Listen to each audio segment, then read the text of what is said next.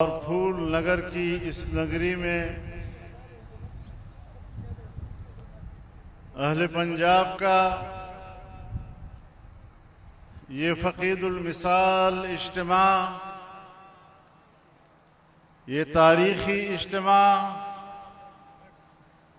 پنجاب کے عوام کی سوچ میں تبدیلی کی نوید لا رہی ہے۔ لگتا ہے اب آپ کے تیور بدل چکے ہیں۔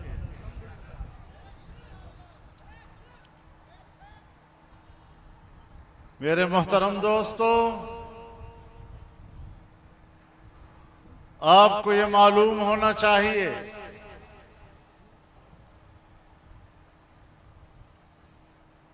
کہ اس وطن عزیز کی آزادی کے لیے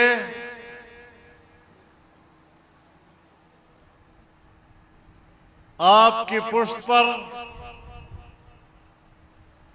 200 سالہ تاریخ ہے۔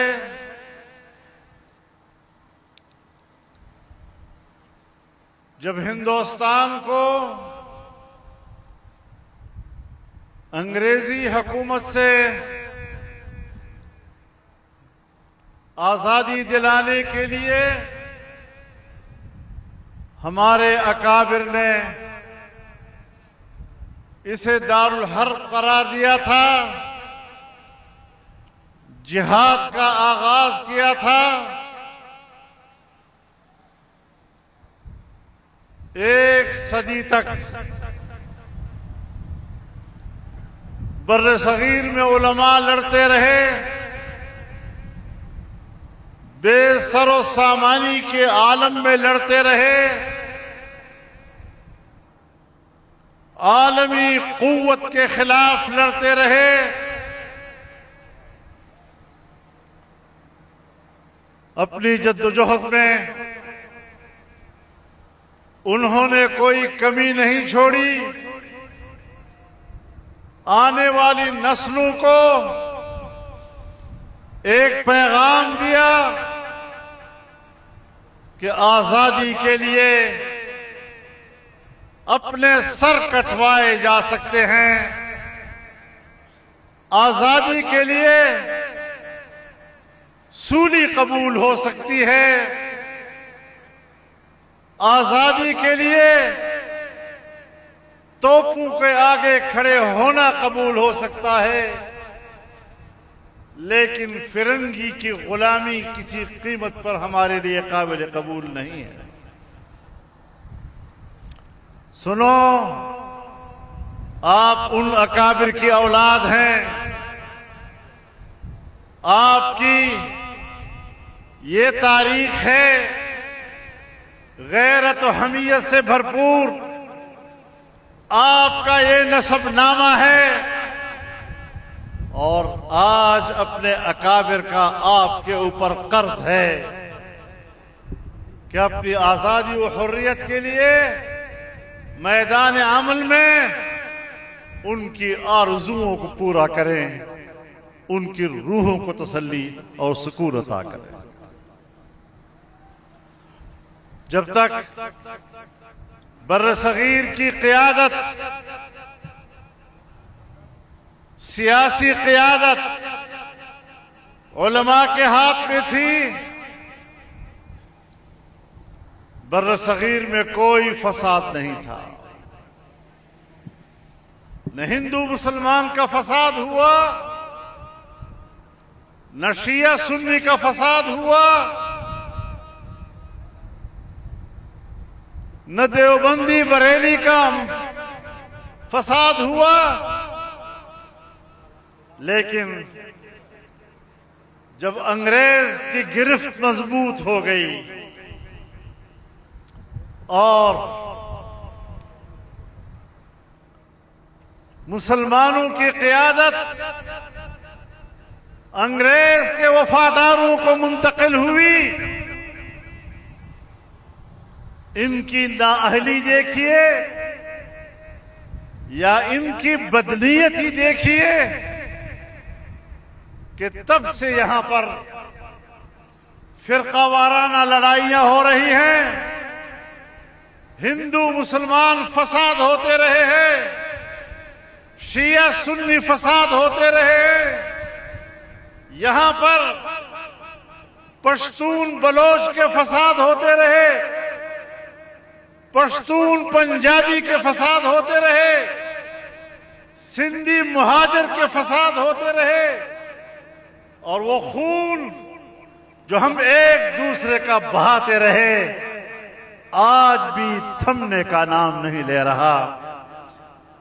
آج بھی ہر طرف خون بہہ رہا ہے، لیکن آپ کو تسلی دینا چاہتا ہوں، دنیا پر واضح کر دینا چاہتا ہوں کہ تم لاکھ انسانی حقوق کے علمبردار کا دعویٰ کرو، تم لاکھ کہو کہ ہم تو انسانیت کے حقوق کی بات کرتے ہیں، لیکن پاکستان کے 78 سالہ زندگی میں اگر فرقہ واریت کے فتنے کو شکست دی ہے تو جمعیت علماء نے دی ہے، اگر لسانیت کے فتنے کو شکست دی ہے تو جمعیت علماء نے دی ہے، اگر قومیتوں کو لڑانے اور ان کے درمیان نفرتیں پیدا کرنے کی سیاست کو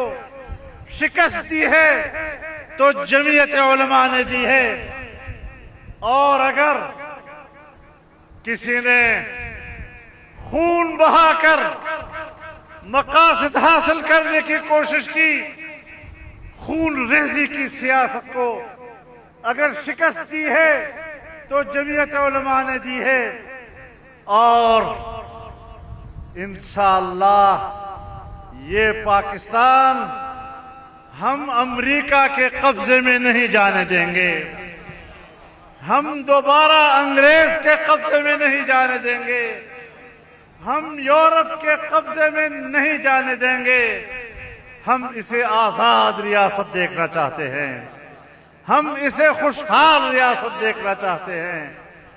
یہاں پر سٹیج پر باتیں ہوئی پنجاب کے زمیندار کی، پنجاب کے کسان کی، پنجاب کے مزدور کی، میں پاکستان کے پنجاب کے کسان کو پیغام دینا چاہتا ہوں، میں پنجاب کے مزدور کو پیغام دینا چاہتا ہوں، آپ بے فکر ہو جائیے، وڈیروں کا، چودھریوں کا، سرداروں کا بھوت اپنے سروں سے اتار لیجئے، یہ جنگ جمعیت علماء اسلام لڑے گی۔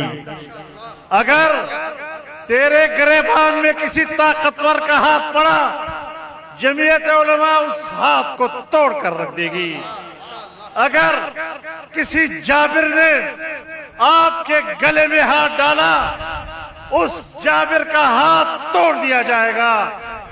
اور ہم نے پاکستان میں، ہم نے خیبر پختونخوا میں، ہم نے بلوچستان میں بڑے بڑے قوانین، بڑے بڑے نواب جو اپنے آپ کو خدا کہا کرتے تھے، ان کی خدائی کو اگر زمین بوس کیا ہے تو پنجاب کا چودھری اور نواب کی خدائی کو بھی ہم ہی زمین بوس کر سکتے ہیں۔ آپ ذرا ارادہ تو بدلیں، پاکستان کا اور پنجاب کا کسان ذرا اپنی رائے تو بدلے، اپنے اندر خودداری تو پیدا کرے۔ یہ لوگ تھانے کی سیاست کرتے ہیں،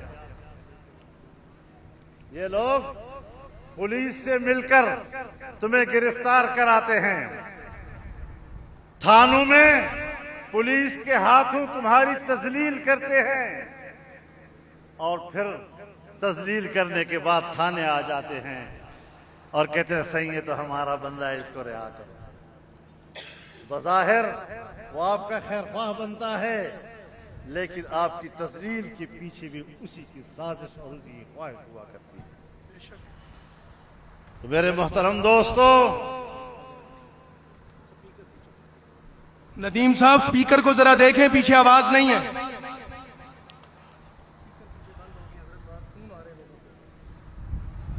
فونوں پہ سن لیا کرو یار. بھائی امام کی آواز سننا ضروری ہے، لیکن پھر بھی نماز ہو جاتی ہے نا. تو میرے محترم دوستو، ہمارے ملک میں ایک آئین ہے اور اس آئین کی روح سے ایک پارلیمنٹ ہے. یہ عوام کی نمائندہ ہے اور اس پارلیمنٹ کا فرض منصبی ہے کہ وہ عوام کی قوت کو مضبوط کرے، عوام کے حقوق کی جنگ لڑے، عوام کو طاقتور بنائے. لیکن آج ہماری پارلیمنٹیں وہ مقتدرہ کی قوت میں اضافہ کر رہے ہیں اور عوام کو کمزور بنا رہے ہیں. پاکستان کے عوام آج کوئی اختیار نہیں رکھتا.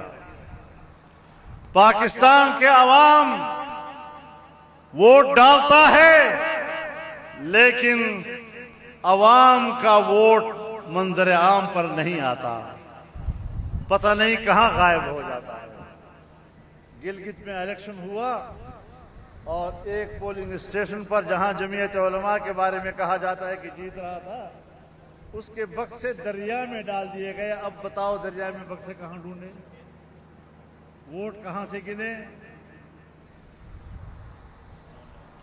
اب اس قسم کے عوام کے جب حق رائے دہی پر ڈاکہ ڈالا جائے گا، اس کے حق کے بیعت پر ڈاکہ ڈالا جائے گا اور پارلیمنٹ عوام کے حق کی جنگ نہیں لڑے گی، وہ مقتدرہ کو طاقتور بنانے کی جنگ لڑے گی، جو دھاندلیاں کراتی ہے، جو نتیجے تبدیل کراتے ہیں، جو عوام کے ووٹ کو اپنے قبضے میں لے کر اپنی مرضی کے نتائج سامنے لاتے ہیں، ان کو طاقتور بنائے گی.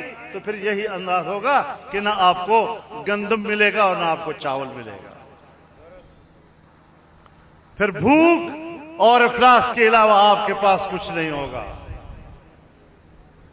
پھر فساد کے علاوہ آپ کے حصے میں کچھ نہیں ہوگا.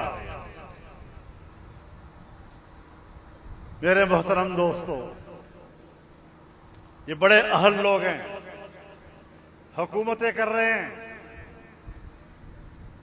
ان کا بھی اندر کہتا ہے کہ ہم واقعی جیتے ہوئے ہیں، اس لیے حکومت کر رہے ہیں. یہ حکومتیں کر رہے ہیں تبھی تو عوام کا اعتماد نہیں ہے. عوام ٹیکس نہیں دے رہے، اور یہ آج کی بات نہیں ہے. پاکستان کا عوام اس وقت سے ٹیکس نہیں دے رہا جب اس سرزمین پر انگریز کی حکومت تھی. بر صغیر کا باشندہ وہ یہ سمجھ رہا تھا کہ میں جو بھی ٹیکس ادا کروں گا وہ انگریز کی گرفت کو مضبوط کرے گا، غلامی کی رسیاں اور کسی جائیں گی، یہ انگریز کے مفاد میں جائے گا، انگریز اپنی طاقت کے لیے میرے ٹیکس کو استعمال کرے گا. پاکستان بن گیا. ہونا یہ چاہیے تھا کہ حکمرانوں پر اعتماد ہوتا، لوگ ان کو ٹیکس ادا کرتے، لوگ ٹیکس چوری نہ کرتے.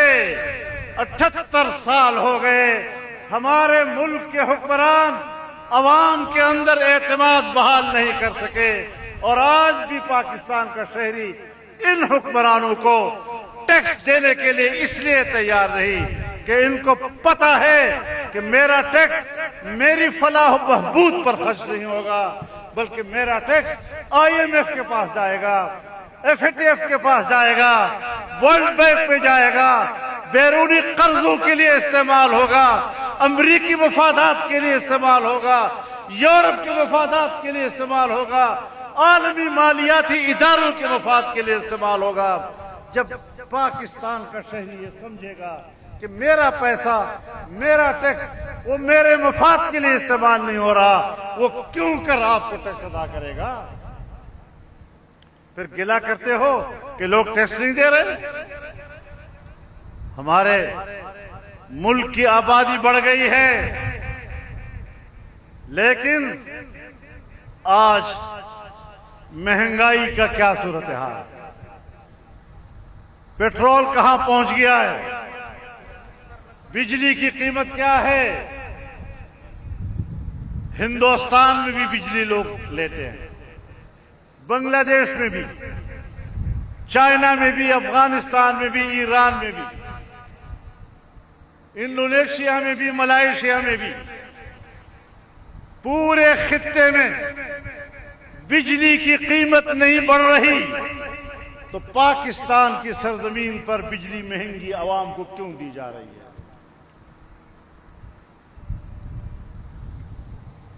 تم سے پاکستان کا نہ امن سنبھالا جا سکتا ہے، نہ تم سے پاکستانی معیشت ٹھیک ہو رہی ہے، پھر صرف دھاندلی کی بنیاد پر حکومت کرو گے نا؟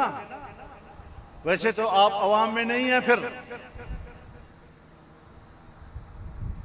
تو دھاندلی کی حکومت کو اگر ہم نے 2018 میں تسلیم نہیں کیا تھا تو ہم نے 2024 کے الیکشن میں بھی دھاندلی کے الیکشن کو تسلیم نہیں کیا، اور ہم اپوزیشن میں بیٹھے ہیں۔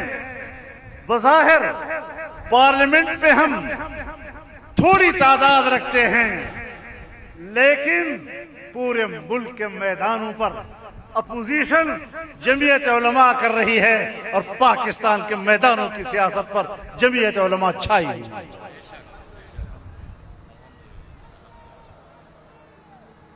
میرے محترم دوستو، اب یہ سفر چل پڑا ہے، ناجائز حکومتیں قبول نہیں ہیں، اور مقتدرہ سے بھی کہنا چاہتا ہوں کہ آپ بھی کوئی غیر نہیں ہیں، آپ بھی ہمارے پاکستانی ہیں، آپ بھی ہمارے کلمہ گو بھائی ہیں، لیکن ملک کے اندر رہنا ہے تو میرے لیے بھی ایک دائرہ ہے، مجھے اپنے دائرے سے باہر نہیں جانا چاہیے۔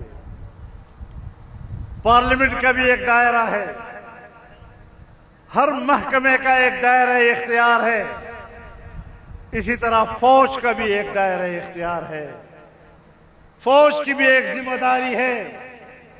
اپنی ذمہ داری پہ نظر رکھو، ملک اجڑ رہا ہے۔ خیبر پختونخوا میں آج کوئی حکومت نہیں ہے، اور میں وہاں سے آیا ہوں۔ میں بتانا چاہتا ہوں پنجاب کے لوگوں کہ مغرب کا سورج غروب ہونے کے بعد صبح سورج کے طلوع ہونے تک پولیس اپنے تھانے سے باہر نہیں آتی، اور جب پولیس تھانے سے باہر نہیں آئے گی تو پھر سڑکیں مسلح گروہوں کے سپرد ہوں گی، پھر سڑکیں اور راستے ڈاکوؤں کے رحم و کرم پر ہوں گے۔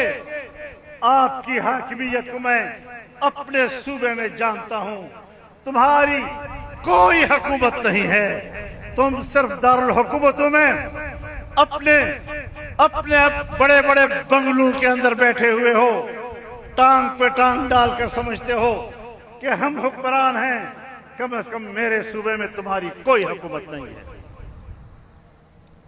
اور یہ بات سن لو، دل کے کان کھول کے سن لو، یہ حقائق ہیں۔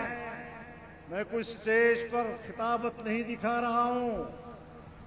بلوچستان میں، بلوچ علاقوں میں بغاوتیں تھیں، پورا بلوچ علاقہ پاکستان کے اختیار سے نکل چکا تھا، آج بھی وہاں پر پاکستان حکومت کی کوئی رٹ موجود نہیں ہے، لیکن ہم تو بلوچ علاقے کو رو رہے تھے، اب تو پشتون علاقہ بھی پشتون علاقہ بھی خون میں نہا رہا ہے.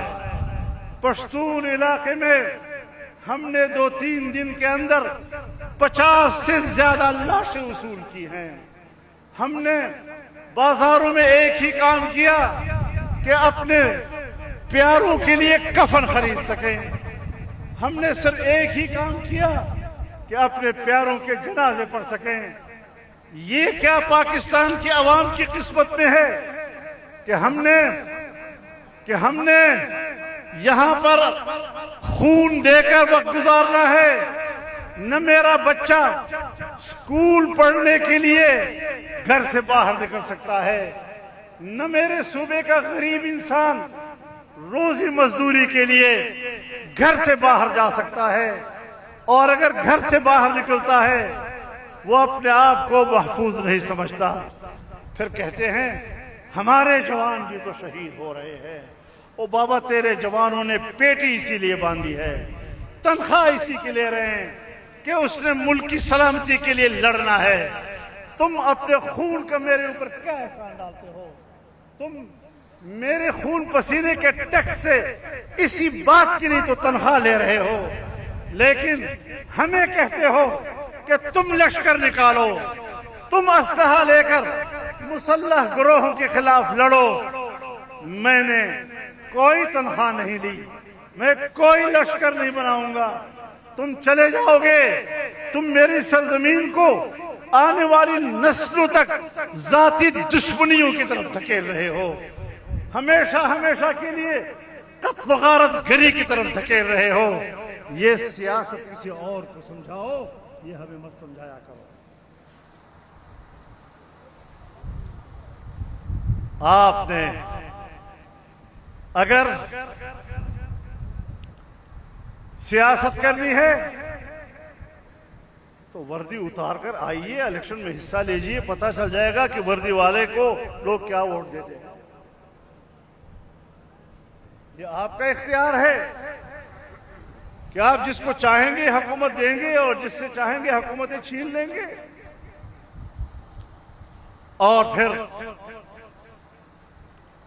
قانون سازیاں ہو رہی ہیں، پارلیمنٹ کے ذریعے سے مقتدرہ کو طاقتور بنایا جا رہا ہے.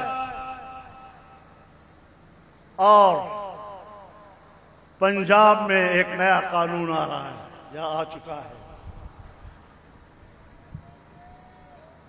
آدھی مجرم کا نیا قانون آ رہا ہے. آدھی مجرم کا نیا قانون جس میں ڈپٹی کمشنر کے اختیارات میں اضافہ کیا جا رہا ہے، انتظامیہ کے اختیارات میں اضافہ کیا جا رہا ہے. 1, 2 یا 3 FIR ہوئے، اس کے بعد انتظامیہ آپ کو جب چاہے گرفتار کرے، جب چاہے آپ کو جیل میں ڈال دے، جب چاہے آپ کی زندگی کو محدود کر دے، جب چاہے آپ کو 4 شیڈول میں ڈال دے. آپ بتائیں کہ کیا انتظامیہ کو سزا دینے کا اختیار ہے؟ سزا دینے کا اختیار عدلیہ کو ہوا، لیکن یہاں پر سزا کا اختیار انتظامیہ کو دیا جا رہا ہے. اور میں پنجاب حکومت سے بڑے احترام کے ساتھ کہنا چاہتا ہوں کہ اگر 2-4 FIR کٹنے کی وجہ سے وہ آدھی مجرم ٹھہرتا ہے اور اس کو انتظامیہ جب چاہے گرفتار کر سکتا ہے، تو آنے والے مستقبل ایسے مقدمات کے لیے نواز شریف اور شہباز شریف اور زرداری کا انتظار کر رہے ہیں. یہ قانون آپ کے گلے پڑے گا. آج تم ہمارے خلاف یہ قانون بنا رہے ہو، آج تم مدارس کے خلاف یہ قانون بنا رہے ہو.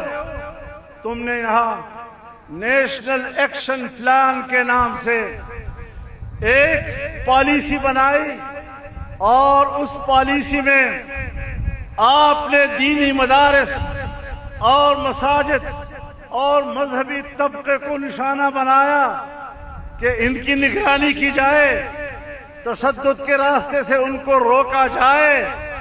میں نے اس میٹنگ میں احتجاج کیا. میں نے کہا اس کو ہم قبول نہیں کر سکتے.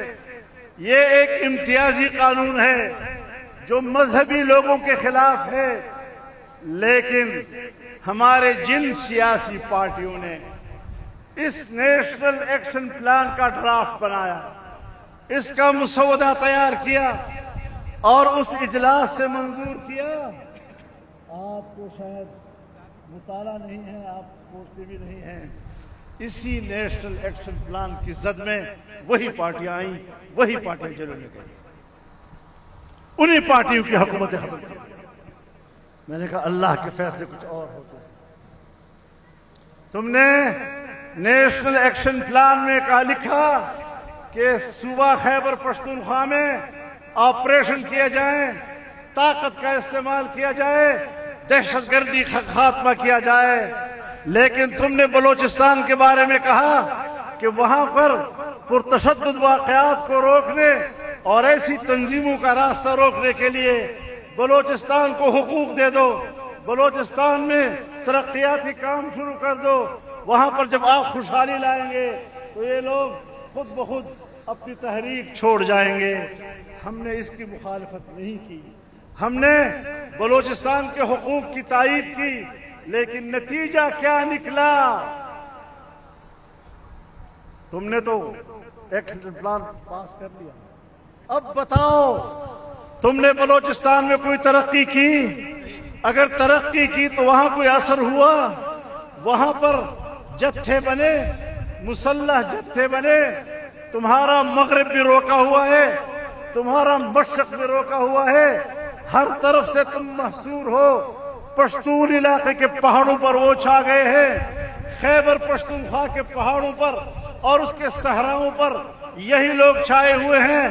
آپ کدھر ہیں سوائے اس کے کہ ایک ایوان صدر میں بیٹھا ہوا عیاشی کر رہا ہے اور دوسرا وزیر اعظم ہاؤس میں بیٹھ کر عیاشی کر رہا ہے. جیلی حکمران نامنظور، جیلی حکمران، جیلی حکمران، فارم 47 کے حکمران. میرے محترم دوستو، یہ جانبداریاں بدیتیاں مت کرو ہمارے ساتھ. تم ہمیں گھیرنے کی کوشش کرتے ہو، خود گھر جاتے ہو. تم ہمیں پھنساتے ہو، پھر خود پھنس جاتے ہو. جس کا کوئی نہیں اللہ تو ہے. ہمیں اپنے رب پر بھروسہ ہے. 26ویں آئینی ترمیم ہوئی، صرف جمعیت علماء اسلام نے تنہا مذاکرات کیے.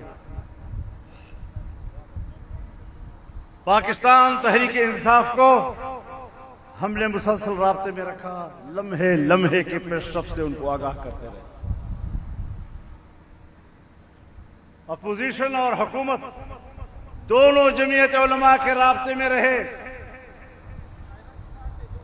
1 مہینہ 1 ہفتے تک مذاکرات چلتے رہے.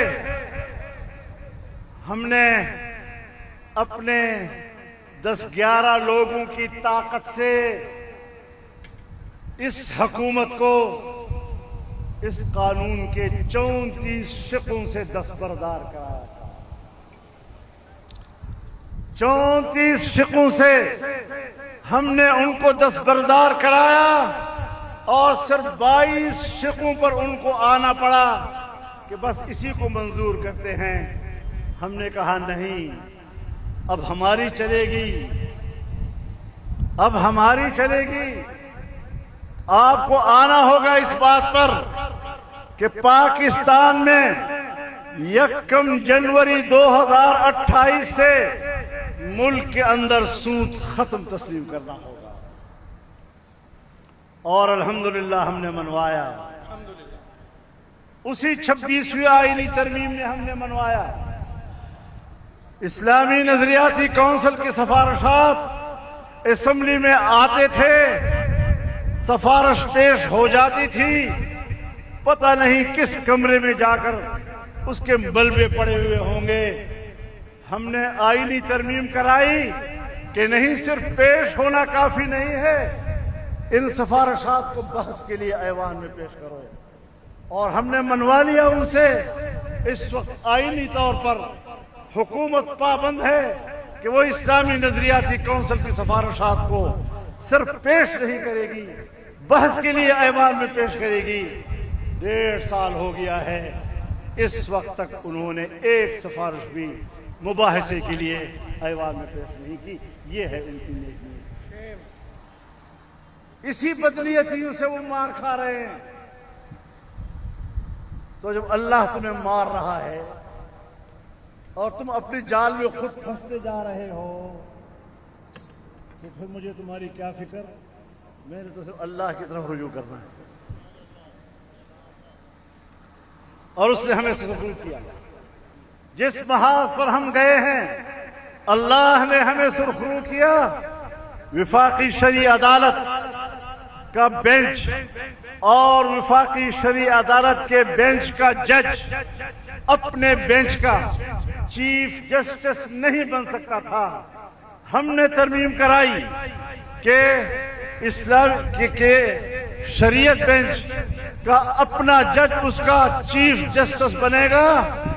اور پہلے قانون یہ تھا کہ اگر وفاقی شرعی عدالت ایک فیصلہ کرتی ہے اور اس کے خلاف سپریم کورٹ میں یا سپریم کورٹ اپیلیٹ بینچ میں اپیل ہو جاتی ہے تو شریعت بینچ کا فیصلہ معطل ہو جاتا ہے اور پھر کوئی حدود نہیں ہے کہ اس کے خلاف اپیل کب سنی جاتی ہے.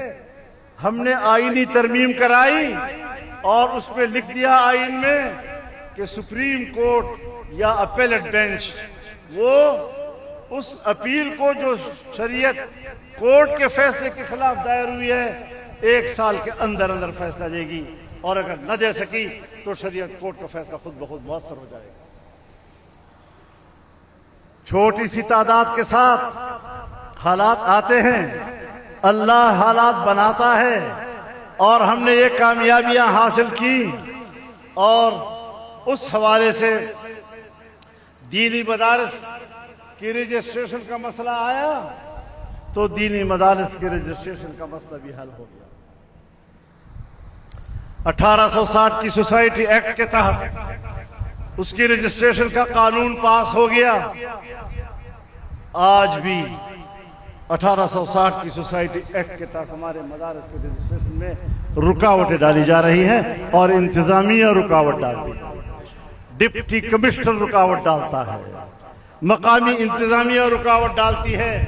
کیا حق پہنچتا ہے کہ جو رجسٹریشن کا حق مجھے میرے آئین نے عطا کر دیا ہے، میرے قانون نے عطا کر دیا ہے، پارلیمنٹ نے متفقہ طور پر پاس کر لیا ہے، اس کے بعد آپ کون ہوتے ہیں کہ میرے مدارس کے رجسٹریشن کو روک رہے ہیں؟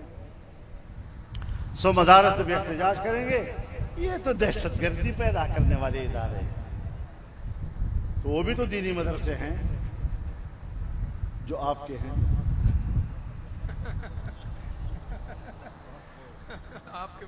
وہ بھی تو دینی مدرسے ہیں جو آپ کے ہیں.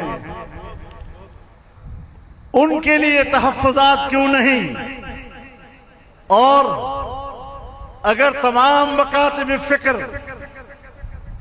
کی مدارس دینیہ اتحاد وہ متفق ہے ایک قانون پر، قانون پاس ہو چکا ہے، مدرسہ اپنے کاغذات اس قانون کے تحت لے جاتا ہے ڈپٹی کمشنر کے دفتر میں، آپ کون ہوتے ہیں کہ آپ میرے مدرسے کے محترم کو واپس کرتے ہیں؟ آپ ان کو کہتے ہیں نہیں فلانی جگہ پر قانون رجسٹریشن کراؤ. بھئی ہم جہاں بھی رجسٹریشن کرائیں گے ہوں گے تو ہم دینی مدرسہ، لیکن ایک طرف آپ کہتے ہیں رجسٹریشن کراؤ اور ایک طرف ہم کہتے ہیں کہ ہم یہاں سے رجسٹریشن کرانا چاہتے ہیں. یہ اختیار ہمیں قانون نے دیا ہے، تم میرے اس اختیار کو مجھ سے کیسے چھین سکتے ہو؟ تو بدنیتی ہوئی یا نہیں ہوئی؟ اور بدنیتی کی مار کھاؤ گے انشاءاللہ. ہم لڑیں گے آپ کے ساتھ، ہم رکیں گے نہیں. ہماری تحریک چل رہی ہے، ہم زندہ رہیں مردہ رہیں، اگلی نسلیں انشاءاللہ لڑیں گی، اس دین کے علم کی حفاظت کریں گی، قرآن کے علوم کی حفاظت کریں گی، حدیث کے علوم کی حفاظت کریں گی، فقہ کے علوم کی حفاظت کریں گی، دینی علوم کی حفاظت کریں گی۔ یہ راستہ میرے اکابر نے کھولا ہے، تمہارا باپ بھی اس راستے کو بند نہیں کر سکتا۔ یہ عجیب پاکستان ہے، یہاں پر ایک قانون پاس ہوا،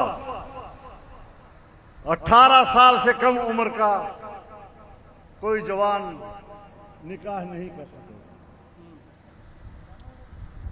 اب آپ علماء کرام ہیں، آپ جانتے ہیں کہ شرعی طور پر کس عمر میں لڑکا یا لڑکی جوان ہوتے ہیں،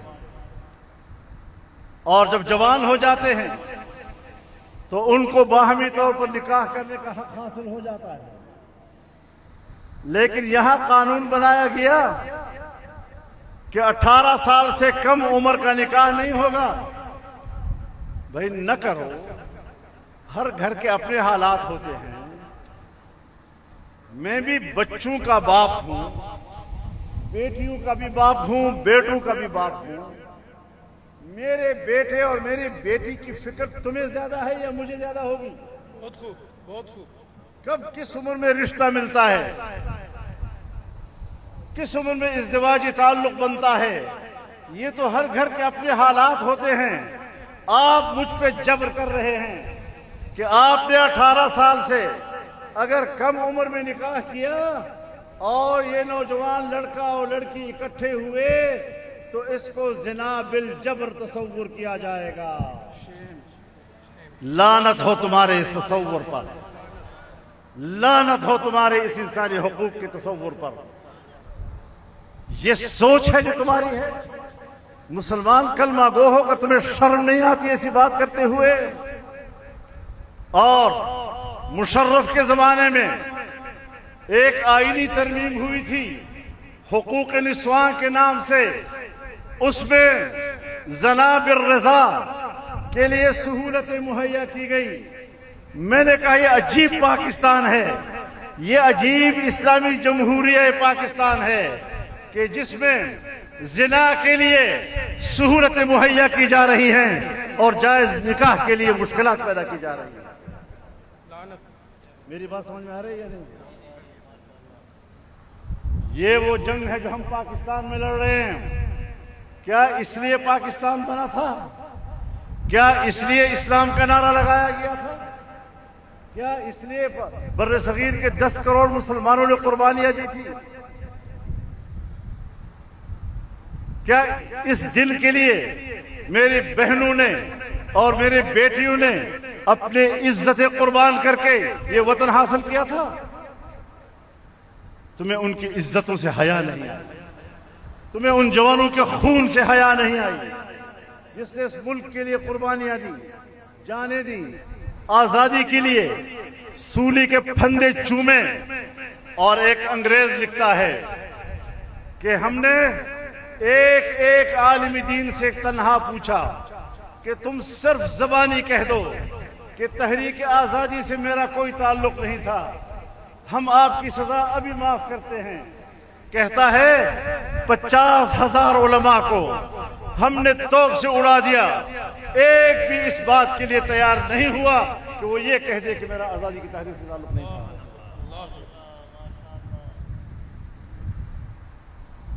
ہم ان قربانیوں کی تاریخ کے امین ہیں، اور تم ہمیں سمجھتے کیا؟ بہت خوب۔ جاگیردار طبقہ انگریز نے پیدا کیا، مفاد پرست طبقہ اسی نے پیدا کیا، اور آج کون ہے جو اس کو تحفظ دے رہا ہے؟ میں نہیں بتاؤں گا۔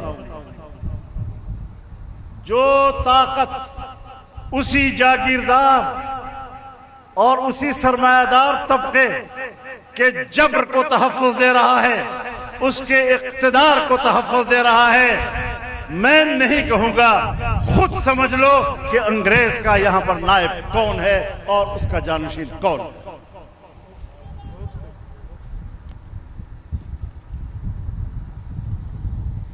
میرے محترم دوستو،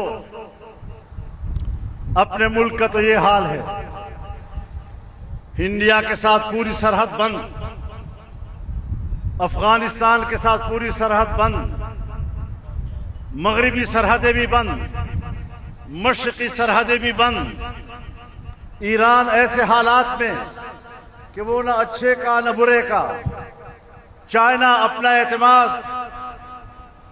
اٹھا چکا ہے تم لوگوں سے، وہ ایک چھوٹا سا کوریڈور ہے جو اگر تجارت کے لیے کھلتا ہے تو آپ نے ان کو دھوکے دیے ہیں، ہم نے ان کو دھوکے دیے، ہم نے ان کی سرمایہ کاری کا راستہ روکا۔ اس وقت پاکستان محصور ہے، محصور ہے، حکمرانوں کی پالیسیوں کے ہاتھوں محصور ہے، اور حکمران اس لیے مجبور ہیں کہ وہ بھی تو محصور ہیں۔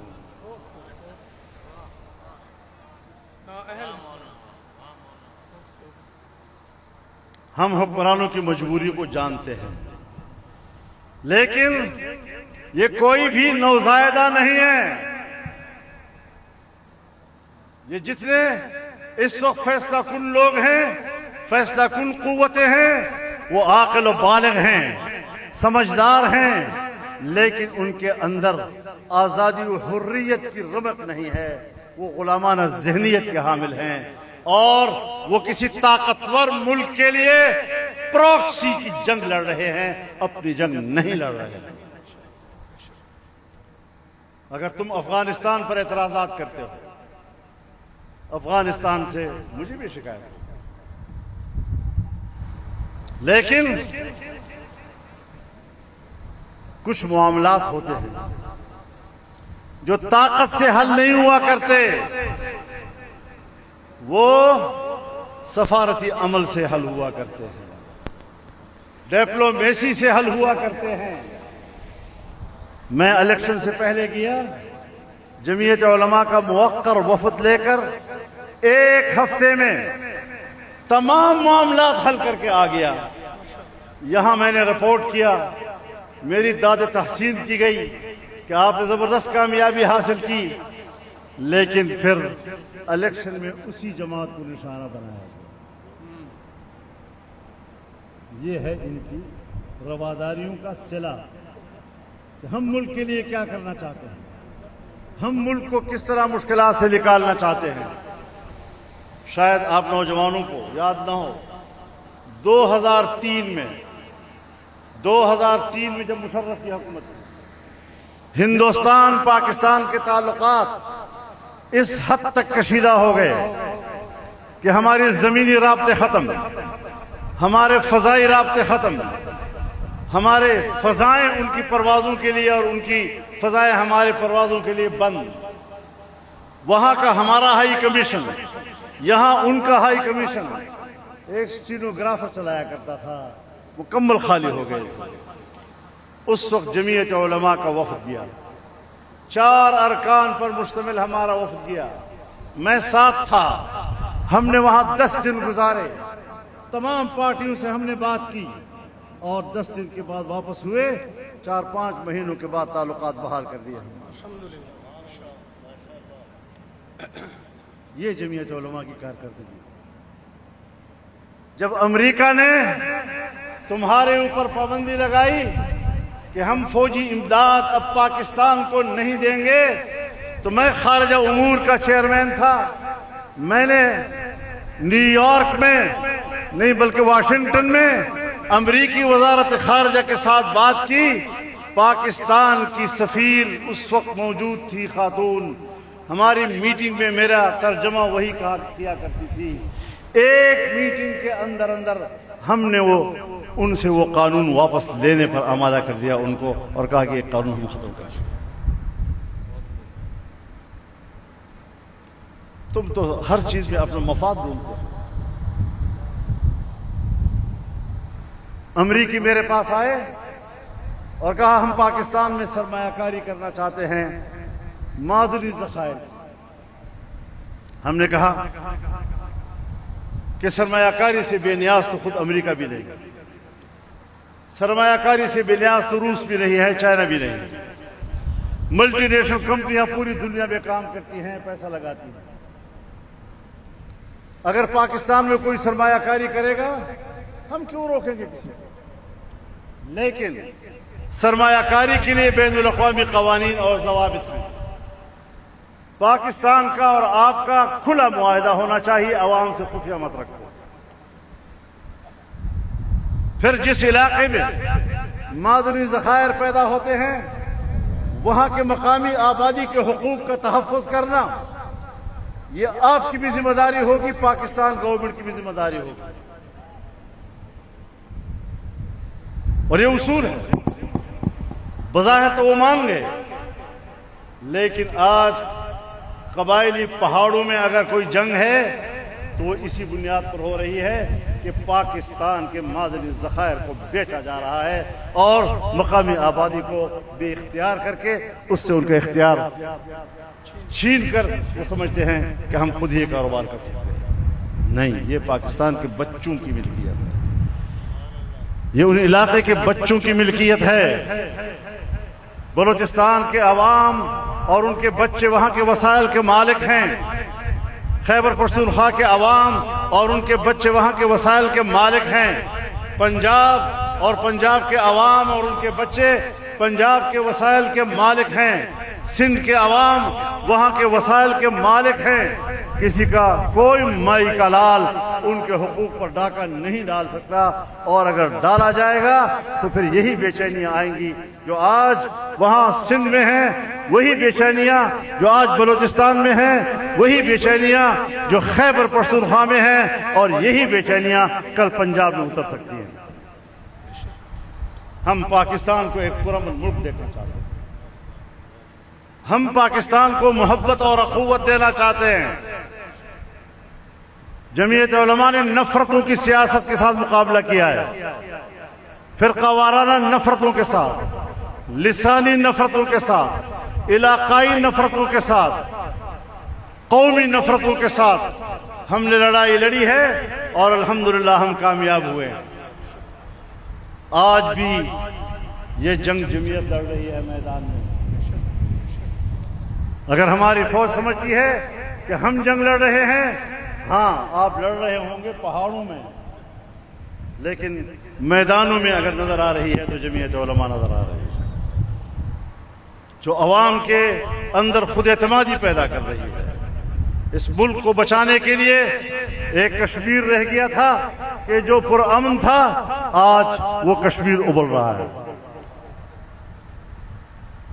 انڈین کشمیر ہمارے ہاتھ سے نکل چکا تھا, اب ہمارے ہاتھ سے اپنا کشمیر نکل رہا ہے.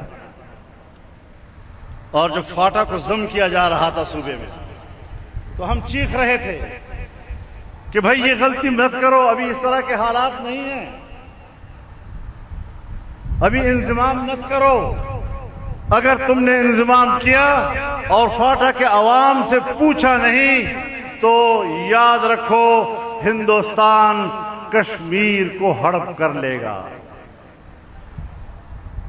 فاٹا کی خصوصی حیثیت, اس کی آئینی خصوصیت, اس کی قانونی خصوصیت اگر آپ وہاں کے عوام سے پوچھے بغیر ختم کریں گے تو کشمیر کی خصوصی حیثیت وہ عوام سے پوچھے بغیر انڈیا ہڑپ کر دے گا. وہی ہوا. آج فاٹا نہ فاٹا ہے نہ سیٹل ہے.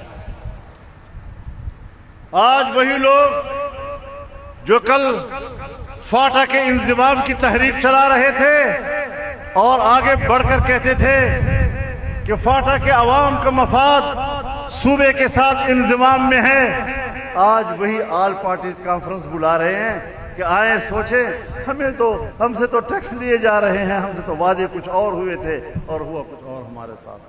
تو ہم نے کہا جمعیت تو اس وقت کہہ رہی تھی کہ مت کرو ایسا. اس وقت ہم چیخ رہے تھے اور میں یہ بھی کہہ رہا تھا کہ یہ انضمام امریکہ کے دباؤ پہ ہو رہا ہے.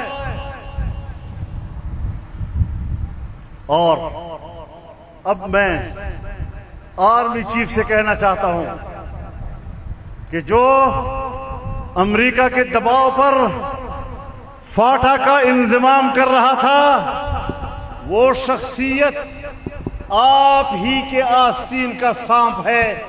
अपने आस्तीन में ढूंढिए, ये आपके आस्तीन में ये सांप तुम्हें मिल जाएगा।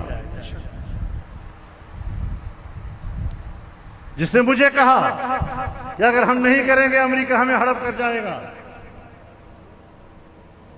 पब्लिक से कहते रहे हम तो आजादी से बात कर रहे हैं।